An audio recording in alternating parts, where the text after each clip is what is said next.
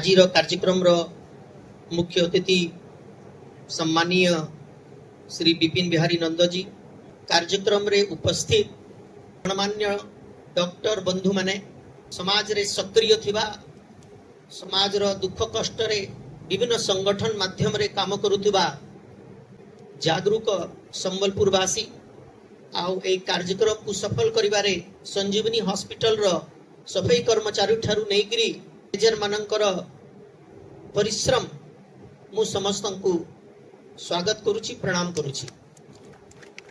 राधा श्रीनिवास सेवा ट्रस्ट राधा होचन मोर मां श्रीनिवास जी को विषय समस्ते जानि छन। बापा जते बेले थिले से मां नारे गुटे ट्रस्ट चालू करथिले। बापा जीवा पूर्व गुटे पत्र लिखि दिले। पत्र तो 3 पृष्ठार किंतु गुटे वाक्य लिखि दिले कि मुझे अगर श्रद्धांजलि देना है तो समाज जीवन में कुछ न कुछ तुम्हारी क्षमता के आधार पर करते रहना। अर्थात से चाहूतिले कि तांकर परे जेते जनरेशन आसीबा से माने सामाजिक रहबे कथा समाज रे समय देबे धन देबे मन देबे सेति पई से निजे गुटे ट्रस्ट बनाले से गला पर फिर आमे गुटे ट्रस्ट बनालु और बापा जीवा पूर्व आ गुटे ट्रस्ट तांकर बापा नारे बनै दिले सेतिरे से 50 लाख टंका गुटे एफडी करिछन आ तार पैसा वर्ष को जेन इंटरेस्ट आउची सेटा भी विभिन्न काम रे दिया आउची। तो राधा श्रीनिवास सेवा ट्रस्ट रो काम ही अछि कि हमें विभिन्न प्रकार सेवा कार्य करिबा। ता पूर्वरु आपण माने जानि छन अभी 3टा काम ट्रस्ट मुख्यतः करूची। वर्ष को थरे बा 2 थर राष्ट्रीय स्तर रो प्रवक्ता मानकू वैचारिक आंदोलन पई स्व पई भारतीयता को देश रे आनिया पई एक व्याख्यान मालार कार्यक्रम करूछु जो ता माध्यम रे ट्रस्ट को समस्ते जानती। संजीवनी हॉस्पिटल रे पुअर पेशेंट लगी आर्थिक रूप रे दुर्बल लोकंग पई हम गोटे बहीटे दउछु तांको तांकर किछि कागज पत्र चेकिंग कला परे से बही आनला परे से हॉस्पिटल रे कोनसी भी सर्विस नेले विभिन्न प्रकार रो 10% रु नेगिरी 50% तक तांको डिस्काउंट दिया होची। एटा आगुरु चलीथिला। अभी एटा गुटे तृतीय क्रम रे एटा आरंभ कराई छी आरोग्य निकेतन नामर को गुटे क्लिनिक। तो एटा होची परामर्श फ्री कंसल्टेशन क्लिनिक जो माने वास्तव रे आर्थिक रूप रे दुर्बल स्पेशलिस्ट मानकर फीस देबा भी तांको पई कष्ट ही पारे सेति पई जो मानकर पाखे राशन कार्ड अछि बा जीजेवाई कार्ड अछि से मानकू ए सेवा देबु। आपण को जानि गिरी बहुत खुशी लागबा विशेष करी संबलपुर शहर रो ए जो सामाजिक कार्यकर्ता माने एठी बसछंती ए कार्यक्रम पई मु 60 जण डॉक्टर मानकर गुटे लिस्ट बनाली। से 60 जण डॉक्टर संगरे मु ऑलरेडी 20 जण डॉक्टर को कहिली भाई एती गुटे क्लिनिक करबा को जाउछु गरीब पेशेंट मानकर लागि आपण हफ्ता को थरे बा 15 दिन थरे 1 घंटा समय दान देई परिबे की। आपण को आश्चर्य लागबा गया जणे भी से कुड़े भितरे से मना नहीं करी जे मो पाखे समय नहीं। हमें चाहूछु जो सुपर स्पेशलिटी डिपार्टमेंट अछि जेति कार्डियोलॉजी हला जणे कार्डियोलॉजिस्ट मध्ये सेतिरे समय दै छथि। अन्य कार्डियोलॉजिस्ट न्यूरोलॉजिस्ट न्यूरो सर्जन एमान को भी हमें रिक्वेस्ट करिवु कि एई क्लिनिक रे से माने सप्ताह रे बा 15 दिन रे गुटे घंटा आ ताले 2 घंटा पई रखाई छी 8 रु 10 संध्या रे 5 रु 7 बजे तक। कहबार तात्पर्य हमर उद्देश्य होची ये क्लिनिक सिर्फ 4 घंटा पई चलिबो नै क्रमागत धीरे धीरे जिंती जिंती सफलता प्राप्त होबो प्रयास का सफल होबो पूरा सकालु संध्या तक चलामा जेते प्रकार डॉक्टर हमको उपलब्ध हेबे। तो ये वर्तमान एटा बीज रूप अछि एटा को हम वृक्ष बनाबार अछि। आगामी दिन रे जेते बेले हमें विभिन्न कार्यकर्ता मानकर संगरे और डॉक्टर मानकर संगरे संपर्क कलु तो से माने हमको 2-3टा सुझाव दै छन जार ऊपर हमर बच्चा विचार चली छी। सुझाव नंबर 1 से माने कहउछन एटा तो हैला क्यूरेटिव ट्रीटमेंट परामर्श बेमार हे गेला जने आसला परामर्श दे हमें प्रिवेंटिव एस्पेक्ट रे अवेयरनेस प्रोग्राम काना काना करमा तो से विषय रे गुटे चिंतन हमर चली छी। नंबर से माने कहले गुटे होलिस्टिक अप्रोच माने योगा भी अछि तो सेतिरे ट्रीटमेंट भी अछि सेतिरे नेचुरोपैथी अछि सेतिरे ध्यान अछि सेतिरे होमियोपैथी अछि ए सब को मिसी के हमें काना करि पारबो। तो ये भलिया सजेशन मते आछि ताकू we have noted it in due course of time ता विषय हमें विचार करिकरी सामाजिक कार्यकर्ता संगे डॉक्टर मानकर संगे हमें ताकू सफल करबा। तो आज पर्यंत जिते भी काम आम करूँ समस्त को भल लगी ई काम भी मुझे कहूँ संबलपुर गोटे चर्चार विषय हम खाली चर्चार विषय काम ना वास्तव रे आम 20टा बस्ती जहाँ आम स्लम बेल्ट कहूँ यही कार्यक्रम में 20टा बस्तीर तांकर रिप्रेजेंटेटिव मान को भी आम सूचित करिछु आज आसीबा में किछि माने आसीछंती किछि आसीबे तो हमर ए केंद्र रो 500 मीटर भितर जेते स्लम पड़ा गुडा अछि तांको आम संपर्क चाली छि वा प्राप्त करी ए हॉस्पिटल रे बर्तन इमरजेंसी ट्रीटमेंट रो किछि नाही से रूल गुडा सब भितर लिखा आइछि क्लिनिक भीतर को गले आम देखबे और आपण माने समस्त आसले आपण मान को बहुत बहुत धन्यवाद हृदय धन्यवाद आपण हमर प्रेरणार स्रोत छथि प्रणाम उपस्थित समस्त मोर प्रणाम मोर पुत्रवत गुरु भाई पुत्रवत कहली जे से आगुरी आपण मान को श्रीनिवास जी जड़े सहयोगी भाव में काम कर कारण श्रीनिवास जी मात्र 15 वर्ष मोट बयस अधिक थिबा कारण छात्र अवस्था गुरु भाई मत परिवार रे देखी जो बापा सागर देखी वास्तविक से मोहरे भी कहती ये भी कहले आपण मान आगे से मते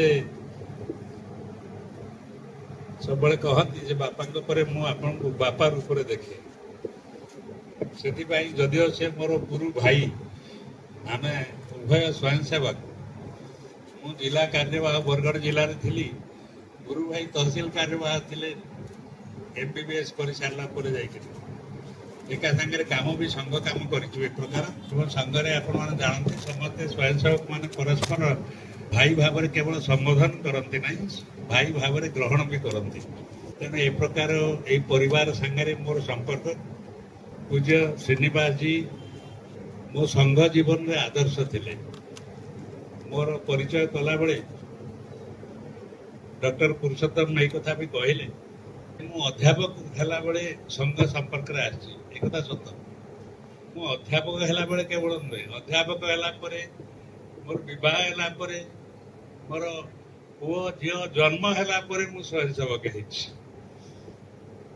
ता पूर्वरु मु मोर छात्र जीवन हमर से समय रे बिनुबाजी को पथ प्रदर्शन में जो प्रकार चली सर्वोदय काम मु ता सहित संपर्क थी सेठी मो जीवन मोर सौभाग्य जब स्वर्गत नवकृष्ण चौधरी मालती चौधरी माँ रमा देवी आचार्य हरिहर ये प्रकार बहुत महान विभूति मान खूब स्नेह साउटी सर्वोदय रे काम कर मोर गोटे अनुभव है सर्वोदय धीरे धीरे सर्वोदय काम बंद हो कारण से नुआ पीढ़ी बहुत किसी प्रेरणा मिलू न सामाजिक जीवन सहित छात्र जीवन संपृक्त थिबा कारण मु भी बहुत छटपट होतली मु तो अध्यापक थी तेणु मो सामने यंगर जेनरेशन ही थिले मु से यंगर जेनरेशन के सांगे मिसुवा कारण से केमती किसी प्रेरणा मिलला भली कोठी संगठन कोठी कौन काम अच्छी मु खोजुली खोजु खोजु मु राष्ट्रीय स्वयंसेवक संघ रे पहुंचली राष्ट्रीय स्वयंसेवक संघ रे पहुंचला परे जेहेतु मोर बयस हो जाइतिला मु बड़ हो जाइतिली एवं संघ रे स्वाभाविक अनेक एठी मो सामने भी बसचंती स्वयंसेवक जो माने पिला बेलू शाखा जाउछंती पिला बेलू संघर स्वयंसेवक अछंती अनेक कथा जानते मते सब बळे लागुतला जे मो पाखरे कम अछि मु तो भलो शारीरिक करि परिबिनी मु तो भलो बौद्धिक देई परिबिनी मो पाखे सब ज्ञान अभाव अच्छे मुझे संघ को भल भाव जानी नहीं पुणी संघर काम करी केमती तेणु पुणी से भी आदर्श खोजिली किए मो सामने ये जन आदर्श मिले जी कि जहाँ को देखिकी मो संघ काम शिखी आगे बढ़ी आ आदर्श मत मिले स्वर्गत श्रीनिवास जी के पाखे तो मु स्वयंसेवक हेला दिन आरंभ स्वर्गत श्रीनिवास जी ही मोर आदर्श मु धीरे धीरे जिला रु आरंभ कर प्रांत स्तर पर्यंत से गोटे प्रांत उत्कल प्रांत थिला तो उत्कल प्रांत रे प्रांत कार्यवाह हवा प्रांत संघ चालक हवा ए प्रकार दायित्व सब मत दिया जाइए सब आरंभ मु कहली आपण बरगढ़ मोर स्वर्गत श्रीनिवास जी थे आदर्श एवं प्रांत स्तर में काम कला बेले भी सेठी भी मोर आदर्श श्रीनिवास जी बरगढ़ रे से मोठू बहुत दूर रे थिले उच्च रे थिले आ आदर्श थिले किंतु जते प्रांत स्तर रे मु काम कली आमे सांग होई मिसी काम करू सहयोगी भाव में मु तांकर काम करछि एवं तांकर मार्गदर्शन मते सब दिन मिली श्रीनिवास जी संपर्क में आपण मैंने कहीं नुआ नुहति मत दिशुची लगुच ये जेते बसी समस्त पिठी रे श्रीनिवास जी हाथ निश्चय बाजी मुझे संपर्क अधिका कौन कहि केवल अल्प शब्द रे कहि आमर आज जदि ओडिशा रे आमे संघर एक बड़ रूप देखुचे विश्व हिंदू परिषद एत बड़ रूप देखुचे भारतीय जनता पार्टी एत बड़ रूप देखुचे सरकार भी गढ़ीचे एमपी एमएलए एते सब तैयारी होती जमती ना भी धरले से आमर धर्मेंद्र प्रधान बा प्रसन्न आचार्य ना धरले किंतु केवल ये नुहे मु भुवनेश्वर श्रीनिवास जी सांगे भारतीय जनता पार्टी काम को भी निरीक्षण कर आज ओडिशा रे जेते आज ओडिशा रे जेते भारतीय जनता पार्टी बड़ कार्यकर्ता बोली आम जो मान को भावुचे से पिठी रे समस्त श्रीनिवास जी हाथ बाजी आज से न था जदि श्रीनिवास जी आशीर्वाद मिल न था मु जन जन कर कहबी मुझे पर्यंत कहबी आज भारतर महामान्य राष्ट्रपति मध्य से राष्ट्रपति आसन में न था जदि श्रीनिवास जी प्रेरणा प्रति जदि श्रीनिवास जी आशीर्वाद प्रति न था कथा को गप नुहे अनुमान नुहे मु स्वचक्षुरे जड़े सहयोगी भाव में श्रीनिवास जी सहित रहीकि काम मु देखी विश्व हिंदू परिषद आपण मैंने राम जन्मभूमि आंदोलन समय जो माने अधिकांश अनुभव थी अधिकांश ओडिशा रे भी राम जन्मभूमि आंदोलन खूब जोरदार चलला एकात्मता यात्रा शिला पूजन इत्यादि इत्यादि से सब कामर प्रांत स्तरीय मार्गदर्शक श्रीनिवास जी थे सब व्यवस्था सब चिंता श्रीनिवास जी करते जानी से संघर आमर जो प्रांत स्तर कार्यकर्ता माने थिलु बा विभाग स्तर जो माने थिलु आमे बहुत किसी सक्षम नथिलु आर्थिक दृष्टि बहुत दुर्बल थिलु संगठन तो ता बाटरे किसी होतला स्वाभाविक रीति रे जेहेतु एक हिंदू जागरण कार्यक्रम थिला स्वाभाविक रीति रे समाज ता सहित अकुंठ सहयोग कला किंतु आर्थिक दृष्टि आमे बड़ दुर्बल थी श्रीनिवास जी विचक्षण बुद्धि कारण आमे से बाधा पार हो पारुथुलु जेते बेले जार जो प्रकार असुविधा जो संगठन होतला श्रीनिवास जी द्वारस्थ होतला श्रीनिवास जी दायित्व कौन तार कौन से मतलब नथिला श्रीनिवास जी समस्त दायित्व नथिले मते तो सेते बेले लागुतला जे ओडिशार जते जते राष्ट्रवादी काम चालुची से सबुर व्यवस्था प्रमुख श्रीनिवास जी से बीजेपी व्यवस्था प्रमुख दायित्व नहीं कर विश्व हिंदू परिषद व्यवस्था प्रमुख दायित्व नहीं कर संघर व्यवस्था प्रमुख दायित्व नहीं कर वनवासी कल्याण आश्रम सभापति थे आप समस्त जानते सारा वनवासी कल्याण आश्रम आज ओडिशा रे जो काया विस्तार करी पछरे श्रीनिवास जी जो तपस्या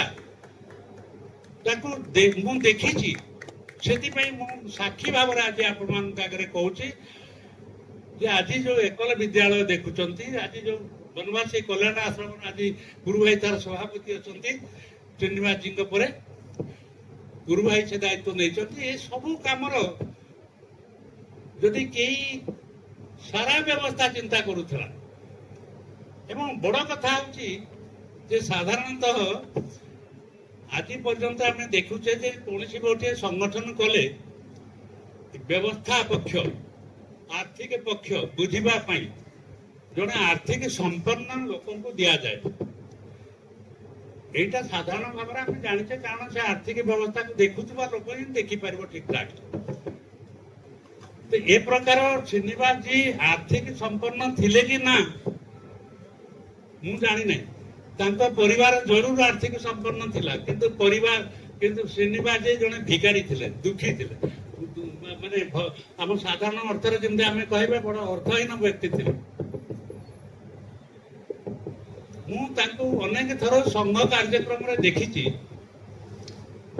ଗୋଟେ ଚଦର ପକେଇ ତଳେ ଶୋଇଥିବେ। ସାଧାରଣ ଭାବରେ ଲାଇନରେ ଯେମିତି ଆମର ସାଧାରଣ ସ୍ୱୟଂସେବକ ଯାଆନ୍ତି, ସେମିତି ଲାଇନରେ ଯାଇକିରି ଭୋଜନ ଆଣୁଥିବେ, ବ୍ୟବସ୍ଥା ସେ କରୁଥିବେ, କିନ୍ତୁ ଏ ପ୍ରକାର ସ୍ୱୟଂସେବକର ଗୁଣ ମଧ୍ୟ ପ୍ରଦର୍ଶନ କରୁଥିବେ। ମୁଁ ଗୋଟେ ଛୋଟ ଉଦାହରଣ ଦେବି, ବହୁତ ମଜାକିଆ କଥା, ମୋ ଜୀବନରେ ମୁଁ ତାକୁ ଭୁଲି ନାହିଁ କେବେ ଆଜି ପର୍ଯ୍ୟନ୍ତ। ଢେଙ୍କାନାଳରେ ଆମର ପ୍ରାନ୍ତ ବୈଠକ ଚାଲୁଥାଏ। ଶ୍ରୀନିବାସ ଜୀ ଯୋଉ ବ୍ୟବସ୍ଥା ସେଠି ଥାଏ, ଗୋଟେ ଜାଗାରେ ଯୋଉଠି ହଉଥିଲା, ସେଠି ଆମର ବହୁତ ଗୁଡେ ଶୌଚ କରିବା ପାଇଁ ଜାଗା ନଥିଲା, ତେଣୁ ବସ୍ତା ଘେରେଇକିରି ଏଇ ପ୍ରକାର ଗୋଟେ ଡ୍ରେନରେ ବସ୍ତା ଘେରେଇକିରି ସବୁ କରାଯାଇଥିଲା। ମୁଁ ସକାଳେ ଯେତେବେଳେ ଶୌଚ କରିବା ପାଇଁ ସେଠି ଗଲି, ମୁଁ ଦେଖିଲି ଗୋଟେ ପାଖରେ ଶ୍ରୀନିବାସ ଜୀ ବସିଛନ୍ତି। ବାହାରୁ ତ ଦେଖାଯାଉଛି ସବୁ ଶ୍ରୀନିବାସ ଜୀ ବସିଛନ୍ତି। ମୁଁ ଫେରି ଆସିଲି। ବହୁତ ସମୟ ପରେ ଶ୍ରୀନିବାସ ଜୀ ଆସିଲା ପରେ ମତେ ପଚାରିଲେ, ଆପଣ ପଳେଇ ଆସିଲେ କାହିଁକି? ମୁଁ କହିଲି, ଆପଣଙ୍କୁ ଦେଖିକିରି ସେଠି ମତେ ଖରାପ ଲାଗିଲା ଯେ ଆପଣ ତ ଭଳି ଲୋକ ବି ସେଠି ଏଇ ପ୍ରକାର ବସିದ್ದಾರೆ। ମୁଁ ସ୍ୱୟଂସେବକ, ତମେ ବସିବ, ମୁଁ ବସିବିନି। ଇଏ ଥିଲେ ଶ୍ରୀନିବାସ ଜୀ, ଏବଂ ମୁଁ ତାଙ୍କ ସାଙ୍ଗରେ ଶୋଇଛି। ସେ ଦରିରେ ଶୋଇଯିବେ ଆରାମରେ। ତେଣୁ ସେ ଜଣେ ଧନାଢ୍ୟ ଲୋକ ଥିଲେ କି ଗରିବ ଥିଲେ, ଆପଣ ସେଥିରୁ ଅନୁମାନ କରନ୍ତୁ। ମୁଁ ତ ଭାବୁଛି ସେ ବହୁତ ଗରିବ ଥିଲେ। ସେ କେବେ ଧନୀ ଲୋକର ଯୋଉ ବ୍ୟବସ୍ଥା କେବେ ନିଜେ ଚାହିଁ ନଥିଲେ। ଅଥଚ ଯେମିତି ପୁରୁ ଭାଇ କହିଲେ, ସେ ବହୁ ଲୋକଙ୍କୁ ପ୍ରେରଣା ଯୋଗାଇଥିଲେ ଭଲ ବ୍ୟବସ୍ଥା ପ୍ରମୁଖ ହେବା ପାଇଁ। ସେ ବହୁତ ଲୋକଙ୍କୁ ପ୍ରେରଣା ଦେଇଥିଲେ ଭଲ କାର୍ଯ୍ୟକର୍ତ୍ତା ହେବା ପାଇଁ। ସଂଘରେ, ବିଶ୍ୱ ହିନ୍ଦୁ ପରିଷଦରେ, ବିଜେପିରେ, ବିଦ୍ୟାର୍ଥୀ ପରିଷଦରେ ଆଜି ବହୁତ ଏଭଳି କାର୍ଯ୍ୟକର୍ତ୍ତାଙ୍କୁ ଆମେ ଦେଖିବାକୁ ପାଏ, ଯୋଉମାନେ ଶ୍ରୀନିବାସ ଜୀଙ୍କଠୁ ହିଁ ପ୍ରେରଣା ନେଇଥିଲେ। ଆଉ ଗୋଟେ କଥା, ଏଭଳିଆ ଗୋଟେ ଘଟଣା ମୁଁ ଆପଣମାନଙ୍କୁ କହିବି ଶ୍ରୀନିବାସ ଜୀଙ୍କର ମହତ୍ଵ। ମୁଁ କୋଉଥିପାଇଁ ଆସିଛି, ମୁଁ ଶ୍ରୀନିବାସ ଜୀଙ୍କ ବିଷୟରେ ହିଁ କହିବା ପାଇଁ ଆସିଛି। ମୁଁ ବାକି କଥା କହିବି ନାହିଁ, ବାକ୍ୟ ସବୁ କହିସାରିଛି। ଏଠିକାର କଣ କାମ? ଥରେ ନିର୍ବାଚନ, ବିଜେପିର ନିର୍ବାଚନ ସମୟ, ତ ସେଇ ସମୟରେ ଯୋଉମାନେ କିଏ କୋଉଠି ଠିଆ ହେବେ ଇତ୍ୟାଦି ସବୁ ଚର୍ଚ୍ଚା ଚାଲୁଥାଏ। ସେତେବେଳେ ତ ବିଜେପି କୋଉଠି ଜିତିବା ସମ୍ଭାବନା ନଥିଲା,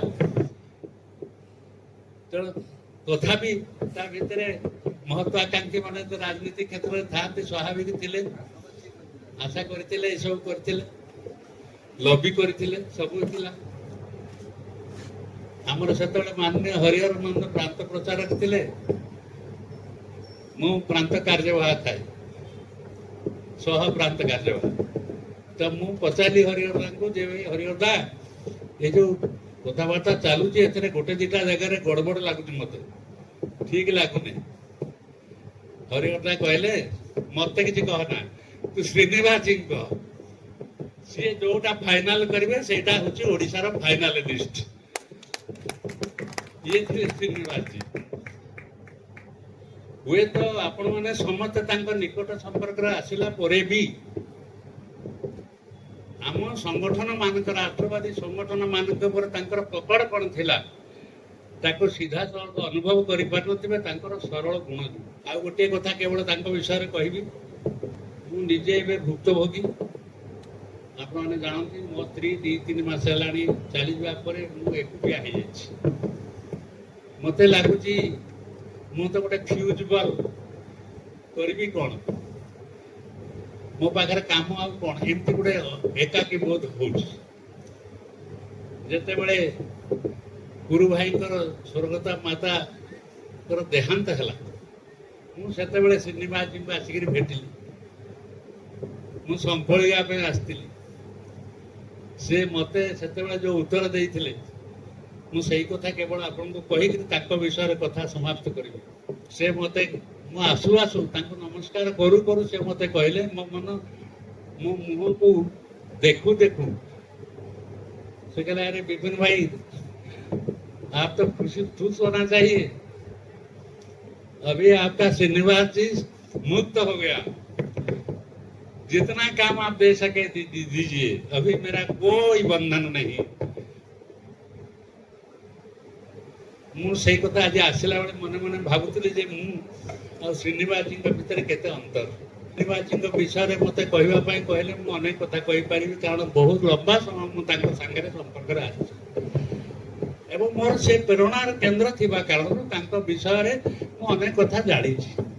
आज ए जो कार्यक्रमटी हमरो गुरु भाई आरंभ कले, बीजारोपण कले बोली से कहले, वास्तविक ये बीजारोपण है, ये आग को आहरी बहुत बढ़ निश्चय आम समस्त सहयोग समस्ते पूर्ण मात्रा में सहयोग करवा, ये बहुत भल उद्देश्य नहीं कर गोटे काम कर समाज रे सेवा पाई। नाटी बहुत सुंदर है आरोग्य निकेतन।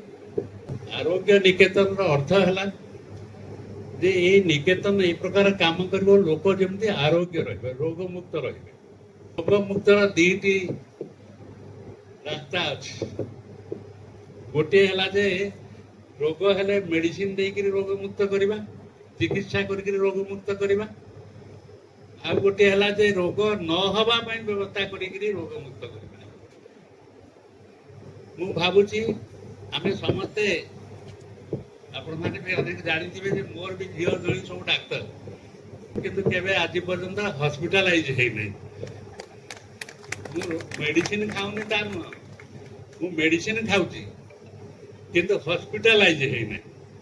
तो या पछरे बोध हुए ईश्वरंकर बड़ वार्ता जे मोर आग्रह जे मु आरोग्य रहे, सेति में उभय पंथ मेडिसिन भी खाउची किंतु तार संगे संगे ए प्रकार मानसिक स्थिति को रखा आवश्यक पड़ुची, जो मत हॉस्पिटल जावाक पड़ो ना।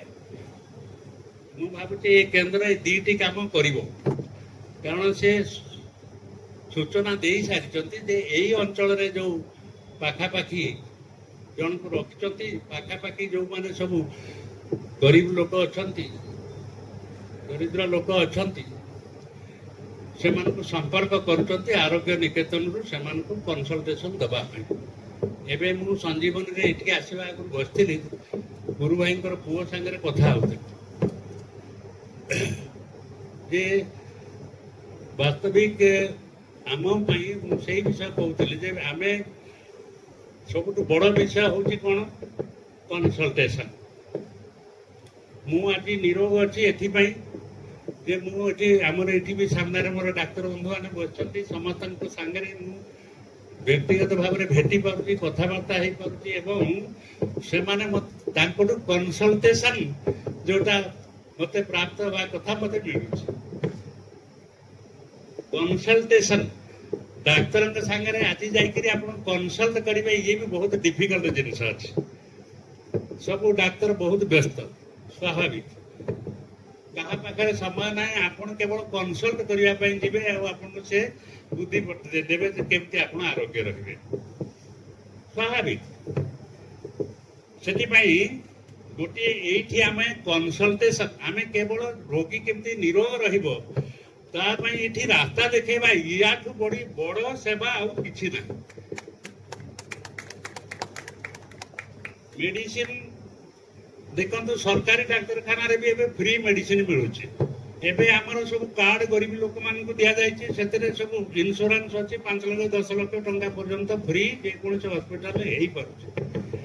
किंतु कंसल्टेशन कोठी होछि, कौन से डाक्तर पाखु जीवे आप कंसल्ट करबा पई को डाक्तर समय अछि आपन कंसल्टेशन देबो आपन आरोग्य रहबा पई। तो ये बहुत बड़ा आवश्यकता अछि जोटा कि ये आरोग्य निकेतन ताकू पूरण करिबो कंसल्टेशन। परवर्ती पर्याय रे आगु को बढ़िला बेले मोर केवल गोटे आशा जे कंसल्टेशन पाई आमे रोगी को एठी अपेक्षा न करू, ଆମେ ରୋଗୀ ପାଖକୁ ଯାଉ କନସଲଟେସନ ଦବା ପାଇଁ। ଏହାର ବଡ କାରଣ ହଉଛି ଯେ ଆମେ ସମାଜରେ ଦେଖୁଥିବା ଯୋଉମାନେ ନିର୍ଧନ, ସେମାନେ ଧନ ନାହିଁ ସେଥିପାଇଁ ଚିକିତ୍ସା ପାଉନାହାନ୍ତି। ଏତିକି କେବଳ ନୁହେଁ, ଏବେ ତ ସରକାରୀ ଡାକ୍ତରଖାନା ମାଗଣା ଅଛି, ମାଗଣା ଔଷଧ ବି ମିଳୁଛି, ମାଗଣା ସବୁ କଥା ମିଳୁଛି। ଆଉ ସରକାର ବି ବ୍ୟବସ୍ଥା କରିଛନ୍ତି ଯେକୌଣସି ଡାକ୍ତରଖାନାରେ ମାଗଣା ଚିକିତ୍ସା ହେଇପାରିବ। ତେଣୁ ଧନ ନାହିଁ ବୋଲି କେବଳ ଚିକିତ୍ସିତ ହଉନାହାନ୍ତି, ସେମାନଙ୍କର ଏ ଜ୍ଞାନ ନାହିଁ ଯେ ଏ ଚିକିତ୍ସା ହେବା ଦରକାର। ମୋର ଚିକିତ୍ସା ଦରକାର, ଏ ଜ୍ଞାନର ଅଭାବ ଅଛି। ତେଣୁ ଯୋଉମାନେ ଏଇଭଳି ଅଜ୍ଞ, ଯୋଉମାନଙ୍କ ପାଖରେ ଜ୍ଞାନର ଅଭାବ ଅଛି, ଆପଣ ଯେତେବେଳେ କୌଣସି ଗୋଟିଏ ବସ୍ତି ମାନଙ୍କୁ ଆମେ ଯେତେବେଳେ କହୁଛେ ବସ୍ତି, କେବଳ ଏ ବସ୍ତି ନୁହେଁ, ମୁଁ ଯୋଉଠି ରହୁଛି ସେ ଏଇଭଳିଆ ବସ୍ତି ନୁହେଁ, କିନ୍ତୁ ସେଇଠି ବି ସବୁଦିନେ ମ୍ୟୁନିସିପାଲିଟିର ଗାଡି ଗଲା ପରେ ବି ଏଭଳି ପରିବାର ସବୁ ମୁଁ ଦେଖୁଛି, କହିଲେ ବି ତାର ସହଜରେ ଏଫେକ୍ଟ ହଉନି ଯେ ସେମାନେ ଗାଡି ଗଲା ପରେ ଆଣିକି ରାସ୍ତାରେ ପୁଣି ମଇଳା ଗଦେଇ ଦଉଛନ୍ତି। ଏଇ ବସ୍ତି ମାନକେ ଏଇ ବସ୍ତିର ଲୋକ ଆମ ପଡା ସଫା କରୁଛନ୍ତି, କିନ୍ତୁ ତାଙ୍କ ସଫା ସବୁଠୁ ମଇଳା ପଡା, ତାଙ୍କ ପଡା ସବୁଠୁ ମଇଳା। ତ ସେମାନେ ଜାଣିନାହାନ୍ତି ଯେ ପାଠ ପଢିବା ଦରକାର, ସେମାନେ ଜାଣିନାହାନ୍ତି ଯେ ଆମର ସ୍ୱାସ୍ଥ୍ୟ ଦେଖଭାଲ କରିବା ଦରକାର, ମେଡିସିନ ଖାଇବା ଦରକାର, ଡକ୍ଟର ପାଖକୁ ଦରକାର, ଜାଣିନାହାନ୍ତି। ତ ପୁଣି ଆସିବେ କେମିତି? ଭଲ କଥା ଯେ ଜଣଙ୍କୁ ରଖିଛନ୍ତି ଯେ ଏ ପଡାରେ ସେ ବୁଲିକିରି ସମ୍ପର୍କ କରୁଛି, ଯାହାକୁ ଆହୁରି ବ୍ୟାପକ କରିବା ଦରକାର। ଆମ ପାଖରେ ଧନ ଅଭାବ ଯୋଗୁଁ ନୁହେଁ, ଜାଣିନାହାନ୍ତି, ଅଜ୍ଞତା କାରଣରୁ ଚିକିତ୍ସା ହେବା ପାଇଁ ଆସୁନାହାନ୍ତି। ଭାଷଣ ଦେବାର ଆଗରୁ ଆମେ କଥା ହେଇଥିଲୁ, ଇଏ ଭାଷଣ କାରଣ ପରିବାରର ଲୋକ ସମସ୍ତେ ସବୁ କଥା ଜାଣନ୍ତି। କେବଳ ଗୋଟିଏ କଥା ଆପଣମାନେ ଜାଣନ୍ତି ଯେ ଜୀବନରେ ସବୁଠୁ କଷ୍ଟ ଚାରୋଟି ଜିନିଷରେ ହୁଏ, ଚାରୋଟି ଜିନିଷରେ, ଜନ୍ମ, ମୃତ୍ୟୁ, ଜରା, ବ୍ୟାଧି। ଏ ଚାରୋଟି ଫେଜରେ ଜରୁର କଷ୍ଟ ହୁଏ। ବଡ ଆନନ୍ଦର କଥା ଯେ ଜନ୍ମ ନହବାର ଯୋଉ କଷ୍ଟ, ମୋର ପୁଅଟିଏ ହେଉନାହିଁ, ମୋର ଝିଅଟିଏ ହଉନି, ମୋର ଛୁଆଟିଏ ହଉନାହିଁ, ସେ କଷ୍ଟ ସବୁଠୁ ବଡ କଷ୍ଟ, ଜନ୍ମ କଷ୍ଟ। ମା ତ କଷ୍ଟ ନିଏ, ଅଲଗା ବିଷୟ, କିନ୍ତୁ ହଉନାହିଁ ଏ କଷ୍ଟ ବି ବହୁତ ବଡ କଷ୍ଟ, ତାକୁ ବି ଗୁରୁ ଭାଇ ସମାଧାନ କରୁଛନ୍ତି। ଇଏ ଛୋଟ କଥା ନୁହେଁ, ଇଏ ଗୋଟିଏ କଷ୍ଟର ଲାଘବ ସେ କରୁଛନ୍ତି, ବହୁତ ଆଗରୁ ଏଠି କରୁଛନ୍ତି ସମ୍ବଲପୁରରେ ଆମର ପ୍ରଥମ କରି।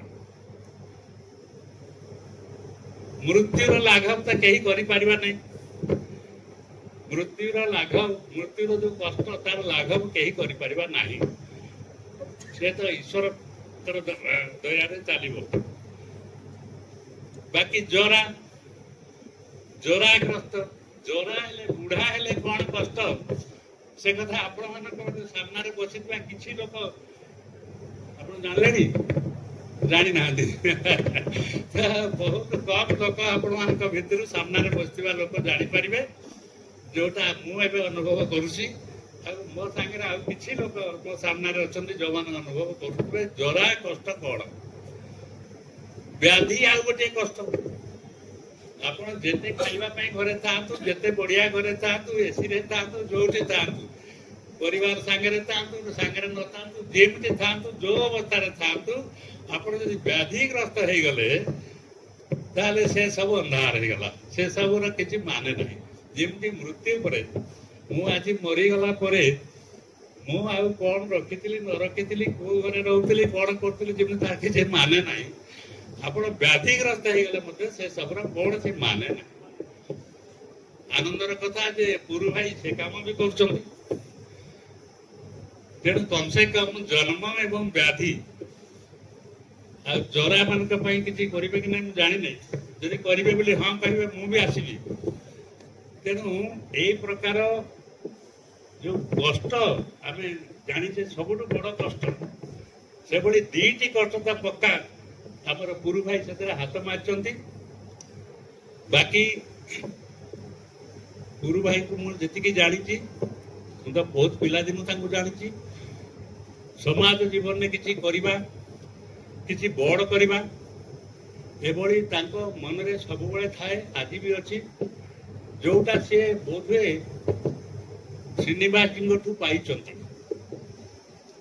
श्रीनिवास जी पाखु से गोटे विषय से बोधे पाई जे समाज पाई किछि करिबा किछि बड़ करिबा एवं जे कोनोसी काम आसीबो ताकू करिबा कोनोसी काम पाई आमे डरी जीवा ए प्रकार श्रीनिवास जी जातक नथिला तो देखि नै तेणु आज भी बोधे गुरु भाई पाखरे भगवान से बापा से गुण देइचंती मु तांकर भगवान करंतु से तांको सबु काम रे यशस्वी होंतु मु आपण मानकर समस्तकर सहयोग तांकर एई जो उच्च आशा अछि समाज प्रति जो निष्ठा अछि सो भावना अछि से भावना को आउरी आगु बढ़ेई करी समाज पई वास्तविक ये उपकारी हो प्रेरणादायी हो एई कथा मु आपण मान को निवेदन करछि एवं गुरु भाई पाखरे पुणी थरे निवेदन करछि जे